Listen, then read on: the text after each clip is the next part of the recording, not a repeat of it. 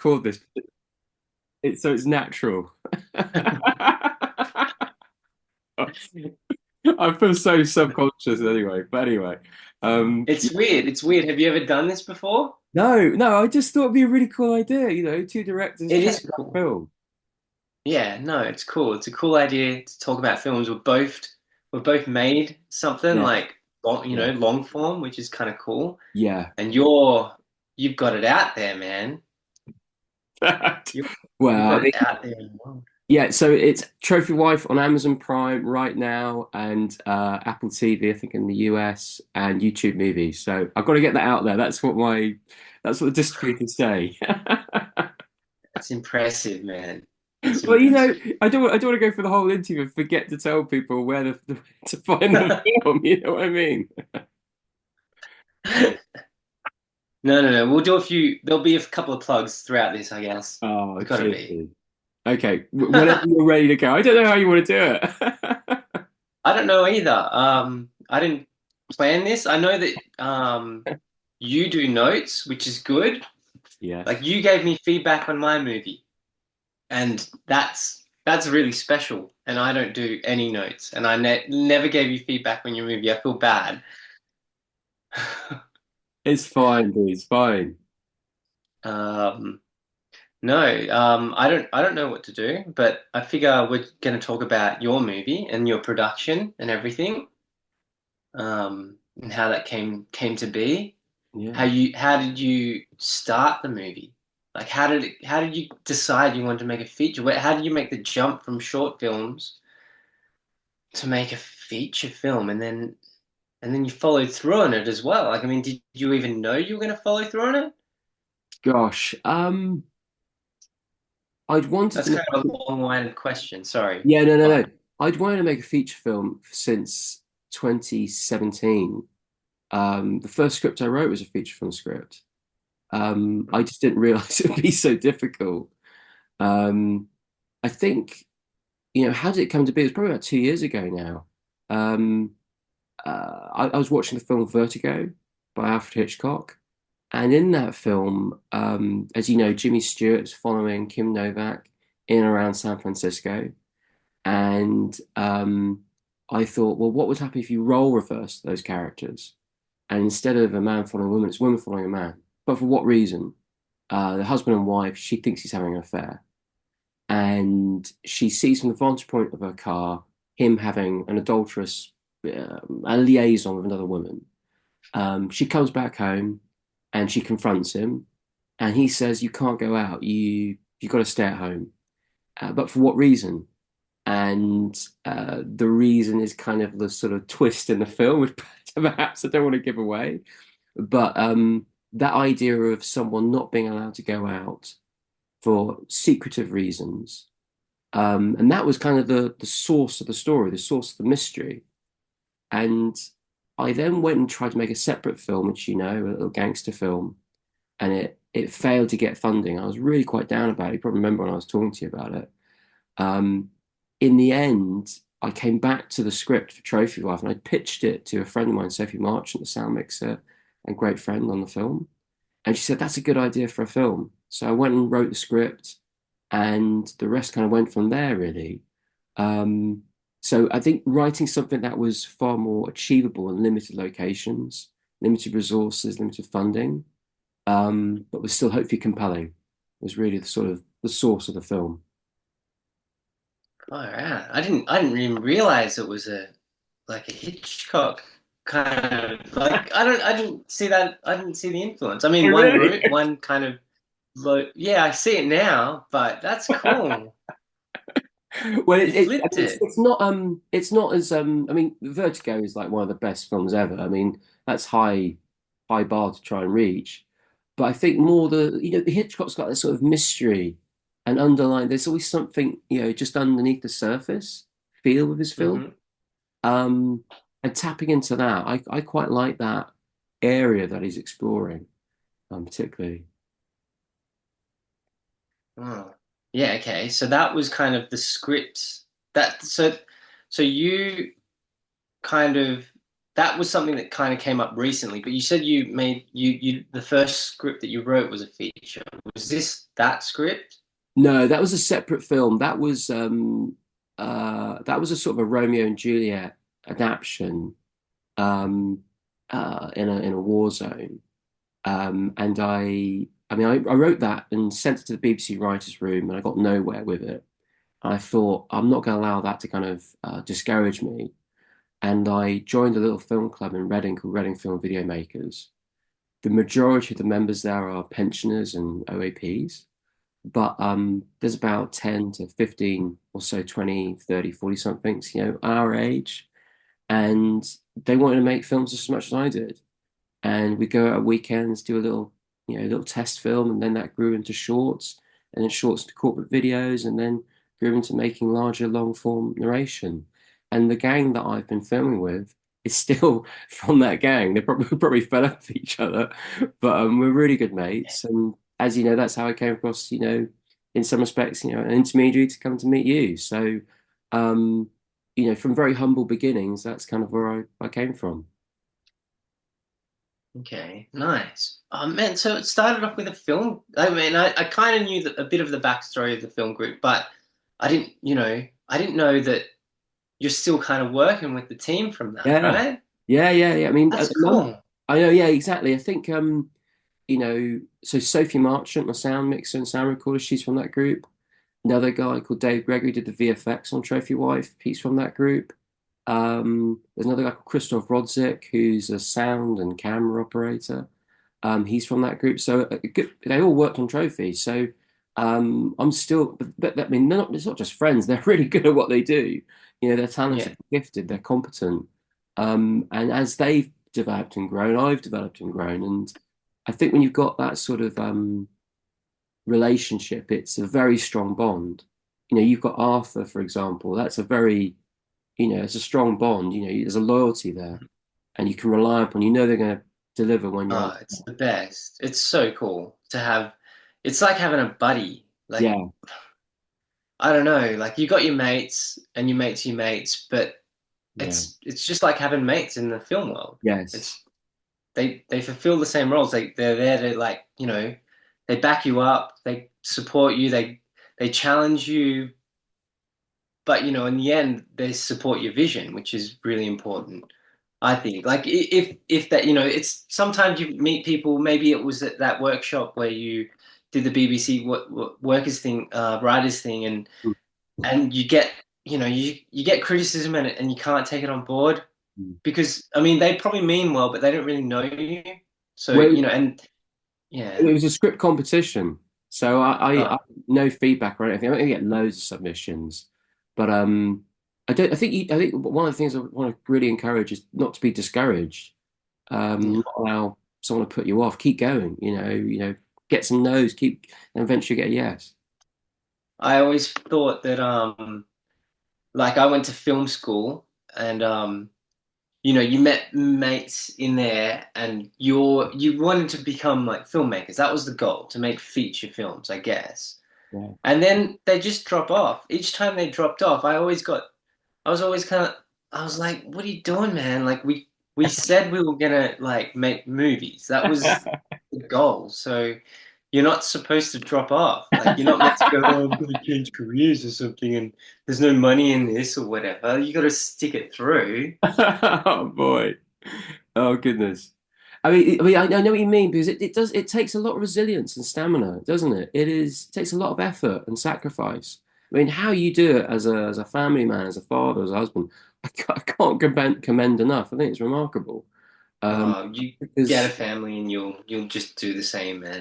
okay, You all will never get you will they'll never wring it out of your system. right. I You're think stuck with it. that's a really interesting point because I think I came across an actor who was talking about, sometimes people will say, "I'll give you a 5-year plan. If you haven't done it in 5 years, give it up."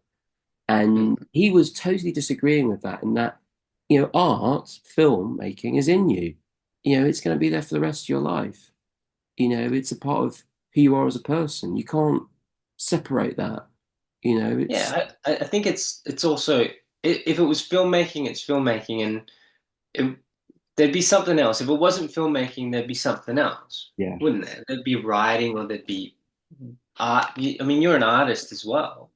Wow. Like you'd be doing something to, I don't know, do you think it's just create, because you are an artist, so if you never got on board with the filmmaking thing, do you think you would have become an artist? Like you would have pursued something creative? And if you didn't and you decided I want to be an accountant or, something in something more, I don't know what the word for it. It feels like it's something that society Normal. expects of you, like to be Yes. a player in the world.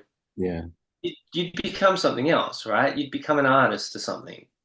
So, I mean, it's interesting you ask that because I come from a science background. I did biomedical science at university and actually worked at a vaccine company for a year. So I come from quite a very different walk of life. But when I was at school, I was art was probably my number one, subject. But I didn't really feel I could earn a living from it, and didn't pursue it, which I regretted not doing at university or the arts in general, film, for example. Um, and I think that itch, throughout that time was kind of always bubbling away there. I think you can't suppress that forever. It's going to come for, I think a lot of people I've met actually who, not in later in life, maybe their late 20s, their 30s, like, I've got to express something. I've got to get something out of me. There's a burning desire there, your voice. And so it would come out some way, whether it be, art or a comic or a bande dessinée or I don't know. I mean, it definitely be something in the visual medium because that's what I love. But I think I hear this commonly. A lot of people like I need to express. I think particularly nowadays as well, where there's more opportunities. I think people want to have that chance to express their voice. Okay, so you're poor, you're penniless, you've got no family or girlfriend. But has Okay. it sufficed the itch making this movie? Um, Are you on the e- right path? You feel like you've done the right thing? I think, yeah, I've done the right thing. Yes. I mean, it's interesting you mention that because I think I went to the Fright Fest Film Festival just this weekend, which is a big film festival in UK for horror Oh, fans. your film was playing there. No, no, I wish it was. I wish it was. But I met a number of filmmakers, and if you say that you've made a feature, they take you a bit more seriously, and um, there's more respect, I guess, than opposed to making shorts. Which I think is this is generically, but I think making, as you know from making your own feature, um, the stamina it takes, the resilience, the time, the getting it off the ground. There's a big job there, and I'm proud. I'm really proud of the film, proud of the cast and the crew. Michael, Paola, Emily, Tanya, Spencer, Tony, what they've done.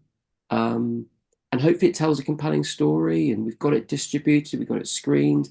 Just achieving those elements is something I'm personally really, really proud of. And it's out there in the world, and I've got no idea where it's going to go. I mean, the interesting bit at the moment is publicity. I mean, I'm doing a bit of publicity, but there's just tons of you got to keep on like as Instagram, Facebook, get sharing it, trying to tell as many people. I think that's been a lesson about how do you get your arts. You get you got it made, you got it seen. Getting it seen. I think for us, we've made shorts, but that emphasis to really get it out there and get it in front of people's faces, that's quite a challenge actually. I Um, mean, it's hard enough to get a short film scene, I Yeah, think. yeah. Anybody makes a film, it's hats off because it's a tough job. It's a tough job. Um, because I thought about after I haven't finished my movie, so it's still going. It's in sound editing, probably color grading, a bit of music licensing, that sort of world. I'm trying to source very inexpensive, copyright free, almost royalty free music. But I'm going down the classical track, so there's a bit of I don't know, there's a bit of You know, if you're trying to use Mozart's music or someone like that, then you've got a bit of backing behind you, which is kind of cool, even though you don't Yeah. have to pay for it. So I was, but when I finished my movie and I tried to get through the editing stage really quickly. Um, I thought about the next movie. Like I just thought, like get another script out and do the same thing again. Get straight into production again. Yeah. Do it as cheaply as possible. Get another product out there. But I haven't got a product out there like you. And so somebody just recently told me like maybe just slow down a bit. Make sure you finish this one, and you know because there's potential there. You know, so it's they've seen the rough cut and they're like, well, there's something there. So don't just rush off to the next one. Like try and finish this one and make sure that it's complete. And then now when I think about where you're at with you've got it out there. It's on Amazon Prime, but now you're talking about social media and promoting it. So that's just like a whole other. Yeah. So what do you do? Are you gonna be like, no, I'm gonna see this through. This is a part of the process that we're gonna learn, which will help us maybe down the track. We know how to sell that thing. Yeah. Yeah. So it's interesting. So Indie Rights, the distributors with Trophy Wife, they mentioned a good phrase which they called post, as in like you've finished post-production, but now you're promoting it. And it's just as important part of making a film as is the production. And if nobody knows about it, it's if a tree falls in the forest, does anybody hear it? Is the famous expression, right? Never existed. But yeah, exactly. So you've got to get it out there. So I think I've been looking at. I've got two avenues at the moment I'm looking at.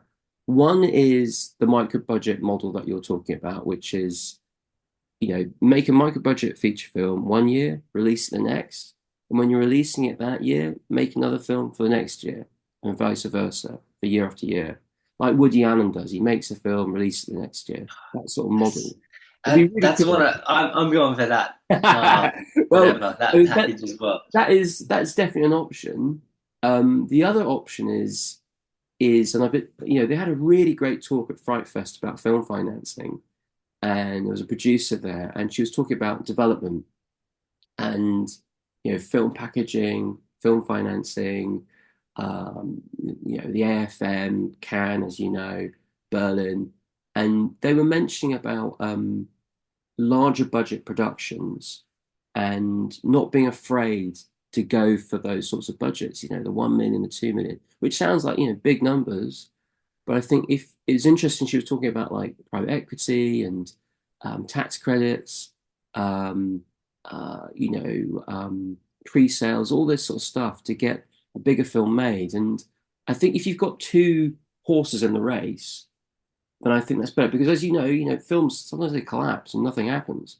But if you've got another Mm. film that's ready to go, I think having two options is at the moment is what I'm thinking about.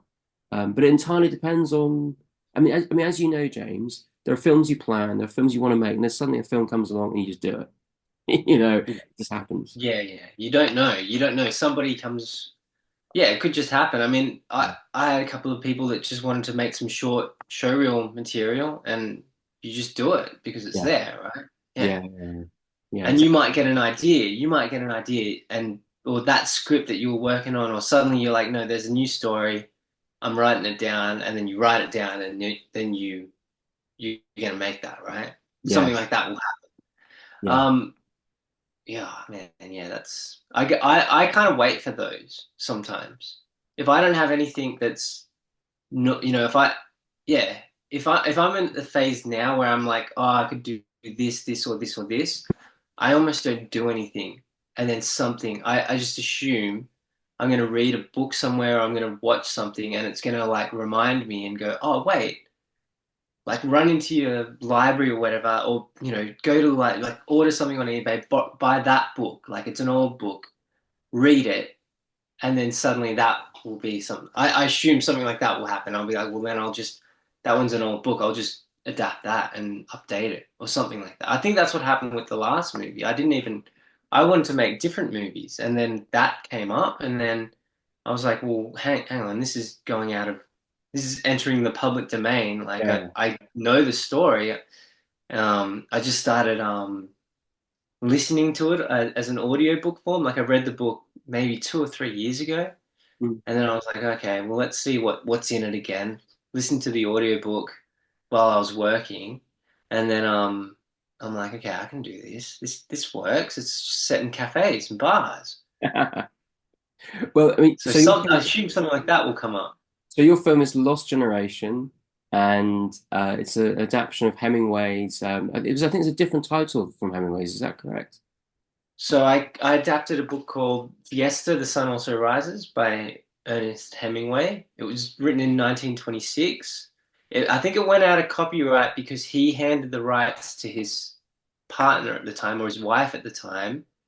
And so I think he passed away later. So I think his other books around that period would not be entering the public domain. But that one, because of the rights, I think went over to another person. Therefore, anyway, whatever. It was. I don't. I'm not a lawyer. I didn't even follow it up. I just went with it. Okay. I don't know.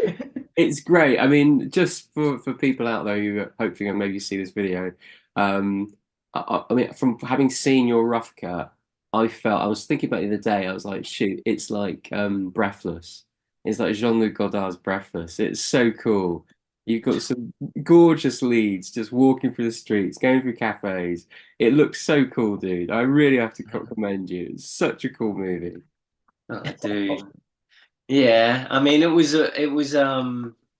like you said with production. It's I don't know. You just do what you have to do, right? You Yes. just try and get people to show up, and it's you bite off. I had no idea what I was doing. Like, never made anything that long. It's that's what I found the difference between a short Mm. and a feature was that a short's over, and Yeah. even if you have a long short, like it'll be over soon. But a Yes. feature, Yeah. like you get to day 10 Yeah. or something. I mean, yours was a week, but you had two shoots and you had additional pickups after that, didn't you? So yours Yeah. was almost around 14 days or something, No, no, it was 9 days in total.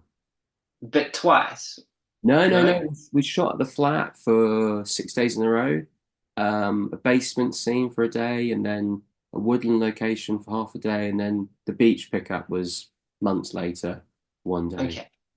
Yeah, but we didn't do it like you. We packed it all in to a Yeah, very yeah. tough period. Whereas I think you More spaced it intense. out, didn't you, over weeks? Yeah, I spaced it out. And so when I got to day 10 or something, it was kind of like, oh man, this is just going on. This is still going, but I've got to get that scene, and it's not Yeah, a movie without that. So yeah.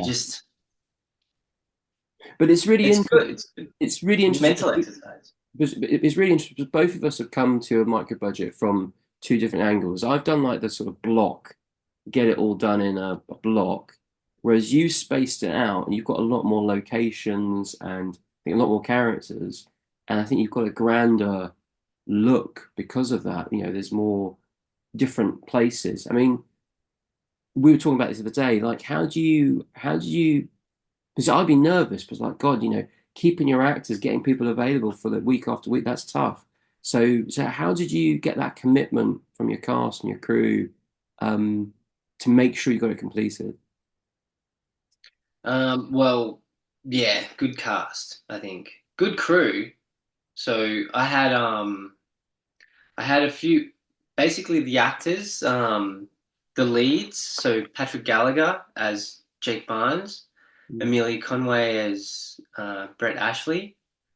Um, they're the two leads, and then I had another character, Pedj Bojic, playing Robert Conn. Those three probably did the most days for the cast.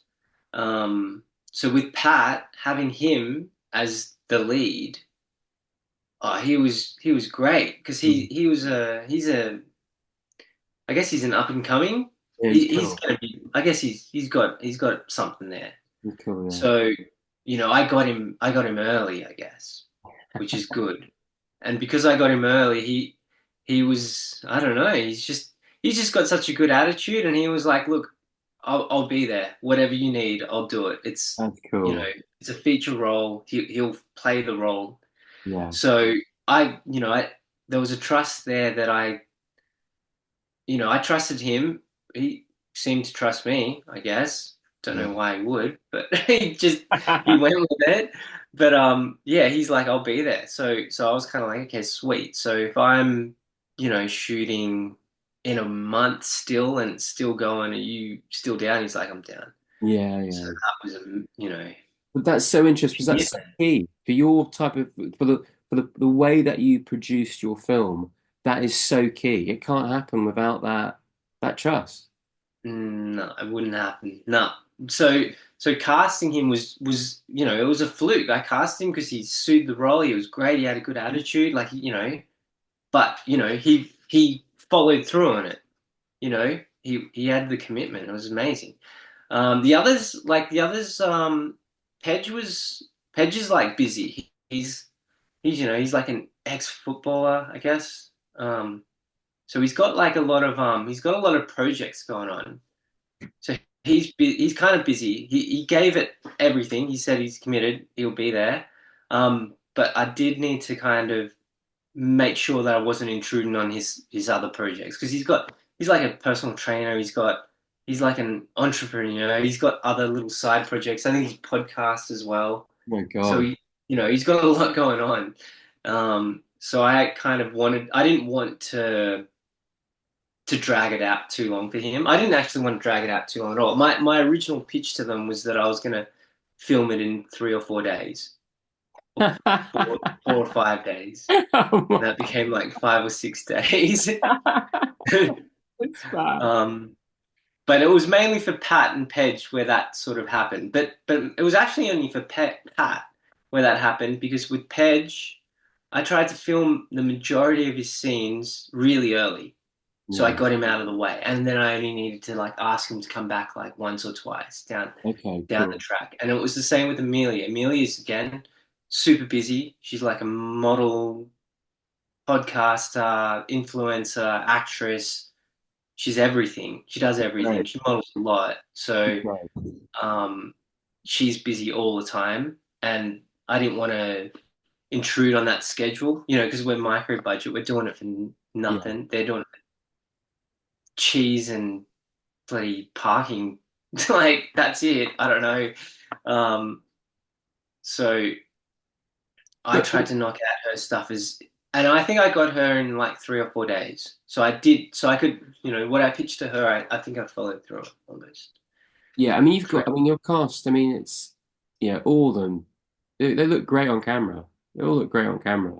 Very charismatic and I think that it's interesting looking at, Sydney. Is it Sydney you shot in, right? Yeah. Because it looks beautiful. It looks so European. Of all, I didn't expect it. Some of those bars you shot in looked so glamorous. It just looked really glamorous. Just a really glamorous movie. So, to have that cast, and I mean, obviously you need people who are good, but I think, as you mentioned, it's commitment and willingness to stick it through, which is so key. We're running out of time. Do you want to do another 40 minutes after the break? If you've got time. We can do. Yeah, we'll see how we go. You want Sure, to we'll do keep going. We'll keep okay? going Because I after this. think, but I think the Zoom's going to cancel and we'll come back. All right, okay. Well, we'll go to the end and then we'll see how we go. We might be finished in 10 minutes. Who knows? Okay, all right, okay, all right, okay. How Get 10 minutes. Jeez, it's gone quick. Okay, cool. long Um, has it been going for? 40 minutes. Okay. I don't know. This is the first time I used it in a long time. I think we go for like 30 minutes. All Um, right. and what funny stories did you have on set? Like something that happened, which was like just a funny moment. I don't know. I'm really bad with these. There was a few. I mean, there was a few. There was a few ridiculous situations we got ourselves into because I was shooting, like you said, with the cafes and stuff. Like I've scored those locations just by kind of like walking in and saying, "Hey, I'm like making this like independent movie. This is a cool bar. Could reckon we could Yeah, pop in for like maybe 30 minutes, maybe an hour, maybe 2 hours, depending on whatever scene it was. Sometimes it was like, yeah, like could we get like 4 hours? But other times it was just like one scene. But there's a scene where Pat and Pedge are talking in a bar, um, and it's just one scene. So I asked the guy, I'm like, look, we're making this. It's an adaptation of a Hemingway novel. We're independent. Do you reckon we could, just shoot here for half an hour? And he's like, yeah, yeah, yeah, sweet. Like, come in on a Monday. We came in there. It was pissing down. We wanted to shoot outside the cafe, but it was pissing down that day. Mm. So I was like, okay, well, we just put the umbrellas up, and they're like, well, yeah, nah. It was because I had a sketch. I said, could I shoot there? And they said, you got to come in like after we've closed business and while the people are cleaning up, like Okay. while the staff are, packing away the chairs and everything like that. So Yeah. I got there and it was raining, so they'd already packed the umbrellas. So before I was getting to the location, I'm like, okay, we'll just shoot with the umbrellas. We got there, the umbrellas are all packed away because it was raining. They'd already pre-packed everything away, and they'd moved all the chairs and the tables inside this like tiny little cafe. Yeah. So the whole cafe was just filled with chairs, and they're like, "Do you want to shoot, man?" Like, I'm like, "Yeah, we have to. Like, we don't. I don't have another location. Like, I've got the actors here. Like, we're just gonna shoot it. We'll just do two shots. One of Paige, one of Pat, and we'll get like a shot of them walking in, walking out. That like, if you like shot that any wider, there'd be like tables and chairs, like the legs of the tables, like pointing upwards, Yeah. like tables squashed on top of each other, Yeah. all the chairs lined up. That whole place is just stacked full of. That's great. I've got no idea that was in the film. That's brilliant. So it work. I mean, you can make it work, right? You Yeah. can you can force it to work if you Yeah. have to. I like that. I like that kind of. It gives you a challenge on the day. You can't even like you can plan for it, but you can be like a little bit. You can be flexible in the day, Yeah. right? Yeah. Yeah. Yeah. No, it's that's I think it's interesting because I think the comparison with Trophy, I guess I wanted to, we shot mainly the film in one location, a flat, and once all the lights and food is set up on day one, boom, you can just go and shoot for the next 6 days. Um, and because I wanted to have control of the set, because I was nervous about stuff like that. I've had that experience. You turn up and you've got no idea if you're gonna get away with everything. So, for me, that was quite important because I think if you control the set, you can storyboard. I don't if you don't control the set, then you've got to be not improvising, but you've got to go with it on the day. That's a real skill. That's quite tough. No, What did you learn you from the film? I'm making from from making it. Yeah. That it takes a long time. Yeah, the stamina. I didn't realize. Um, you got to be flexible. I had planned something more like yours. Like I really wanted to knock it out in like 5 consecutive days, but it it's almost like I didn't determine that. It was just predetermined that I couldn't. I didn't have the chance to take a week off work. If the locations were all arranged and I suddenly miraculously walked in a bunch of locations and I said, "Can I shoot on the Tuesday?" and then went to another one, "Can I shoot on the Wednesday?" and I lined them all up, I would have done it like that. But Yeah. I was going into places and they were like, "Look, that won't work. This day works on the Thursday," and then I'd be like, it was all about scheduling. That's all I had to do with this movie. Actually, earlier on, I kind of thought because because I had everything lined up, like the cast, they did all the work themselves. And so I got like it was the same with you. I had a film group, so I got all my crew pretty much from this film group in Sydney, Mm. and it was Morgan Taylor on camera, Andrew Harris on sound. I had another mate, Paul. He was kind of floating between lights and sound, sometimes camera. couple of other guys doing camera and stuff. So um, without them, Yeah. like just being able to be available, like it wouldn't have worked. So you know, I'm getting a bit lost. I can't even remember what we're talking about. Just ask what you learned, that sort of. No, I mean Oh it's yeah, yeah. yeah, you know. Okay, yeah, no, because of the flexibility. So it was like a location was available. So I'd have to. What I learned was that all I had to do was schedule. So I don't even know whether my role is really director. Like it could be AD, because Yeah, all I did was, okay, this bar's available Thursday afternoon. Make sure everyone's there. And if everyone's not there, I'd have to contact Amelia, Pat, so and so, and say, look, can you do Thursday? No, I can't do Thursday. I can do Friday. I can do next Wednesday. I can do this. So I started using WhatsApp chats. Sometimes I was using this like poll thing on WhatsApp, saying like shooting yeah, day, like Wednesday, Friday, Saturday, yeah. Tuesday, something like that. And at the end of the day, it was like just make sure the people show up. That was almost my role as director. Just make sure everyone shows up and then just roll the camera. Yeah, yeah. And so that was something I didn't know. I didn't think it was, and that's the thing. I don't even know if that's directing. That's more ADing, Mm. isn't Yeah. it? Well, that I mean, it's interesting how you mentioned about producing and ADing being the majority of the film. I had a similar experience with Trophy. Um, the crew for the film was myself, Sophie Marchant on sound, and then interchanging as camera assistant was Rod Ramsey, who's a stills photographer, Simon Williams, who's a stills photographer, and Florence Gibson and Dave Gregory, who I mentioned earlier. And they all kind of interchanged. So I had on average about three, four crew each day, including myself. It's a very, very small crew. Um, and thankfully, some days it's just me and Soph. I mean, I could never have made the film about Sophie. It's just not possible. I can't do sound. I can record it, but I can't do it as good as she can. And I think someone dedicated to that makes the film better.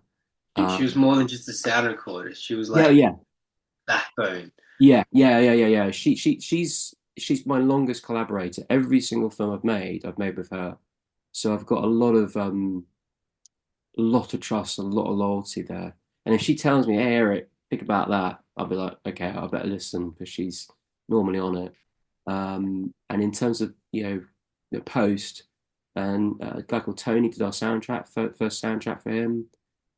Dave did the VFX. I graded it, along with some help from a guy called Connor Chahowski. I think that's how you pronounce his surname. I probably pronounced that improperly. You never Um, use their surnames. you know. But it's interesting. The thing that I found, I don't know, well, you're going to get there soon. I mean, you were talking about posters and trailers. If I had the money, I would get a poster designer and I would get a trailer editor because I think that's a real art, both of those. So it's clickbait and you really want to go and watch a punchy trailer. Um, I think if I had the money again, I would do that, definitely. All right, I'll follow up on that